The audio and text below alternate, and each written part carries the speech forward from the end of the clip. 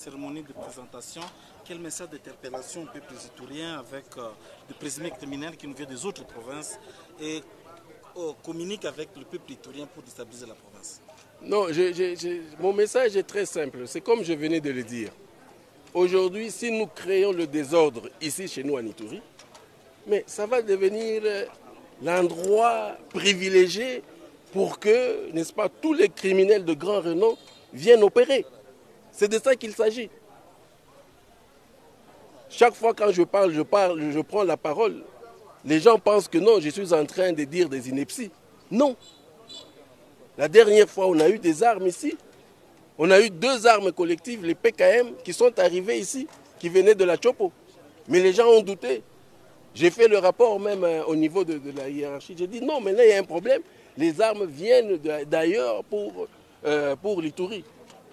Mais voilà aujourd'hui. Nous avons maintenant toute la chaîne. Toute la chaîne. Comment est-ce que les armes viennent et les munitions viennent de la Chopo pour entrer ici chez nous? Pourquoi? Parce que nous avons créé aussi des petits endroits comme ça, incontrôlés, où les gens peuvent venir agir. Et donc, pour moi, le message aux Ituriens, c'est quoi? Soyons unis, réconcilions-nous, pardonnons-nous, pour ne pas permettre aux mauvaises personnes de venir agir ici. La preuve est là aujourd'hui. Aujourd'hui, ce sont les gens de la Chopo. Mais si le message, on sait que c'est en Ituri, il y a l'or, il y a tout, il y a la richesse. Il n'y a que les Ituriens qui ne savent pas que chez eux, il y a tout. Alors, on va aussi avoir des criminels qui vont venir d'autres régions. Pas d'autres provinces, pas seulement la Chopo.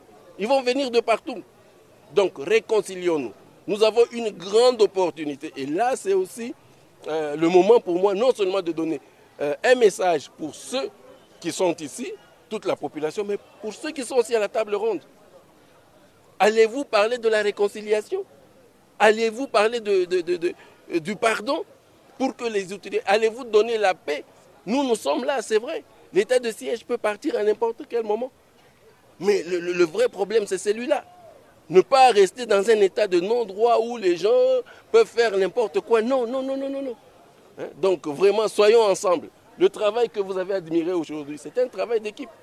Et c'est ce que nous attendons, que l'Ituri soit comme une équipe. Que nous soyons tous unis pour ne pas permettre à l'ennemi de venir entrer chez nous.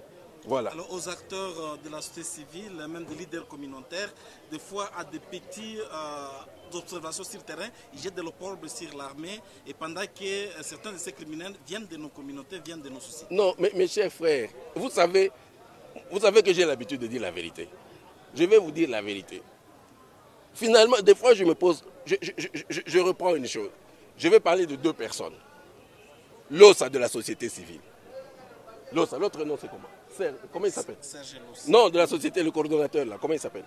Dieudonné Lossa. Dieudonné Lossa. Dieudonné Lossa. Vous voyez, moi, avec mes 3 étoiles ici, il est allé à Kinshasa pour dire que moi, j'ai donné des ponclins, des machines pour l'extraction d'or au Codeco. Est-ce que Dieudonné n'est pas iturien? Est-ce qu'il ne peut pas, même vous ici, vous ne pouvez pas aller vérifier ici à côté, je ne sais pas où ils ont dit, c'est là, à côté, à Banyali Kilo. Vous ne pouvez pas aller vérifier. Lui, l'os à la Dieudonné, ne peut pas aller vérifier. Il ne peut pas aller vérifier vraiment. Est-ce que vous, tel que vous êtes ici, vous n'avez pas tous les noms de ceux-là qui avaient amené ces ponclins là-bas avant?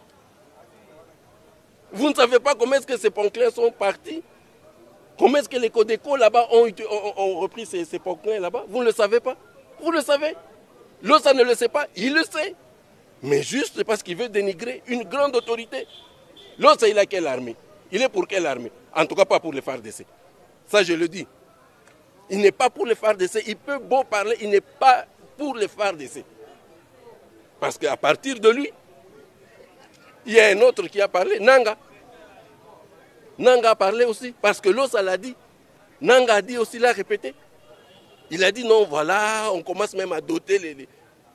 Et c'est qui ça? C'est ceux-là qu'on peut considérer comme les plus grands intellectuels. mais qui se comportent en petit homme comme ça. Hélas, et ces gens ont géré des grandes choses ici dans la République. Imaginez-vous si aujourd'hui, parce que maintenant ils ne sont pas ce qu'ils étaient avant, mais c'est maintenant qu'on est en train de les connaître. C'est aujourd'hui qu'on les connaît dans leurs œuvres. Et nous, les Congolais, on a placé confiance à un monsieur comme Nanga. Comme Nanga. Qui peut aujourd'hui, sans gêne, dire que le gouvernement, comme par hasard, nous, le gouvernement, on est allé doter, donc le gouvernement ici, c'est moi qui représente, doter à côté. Mais mes chers frères, même un fou là qui passe sur la rue ici, vraiment, est-ce qu'il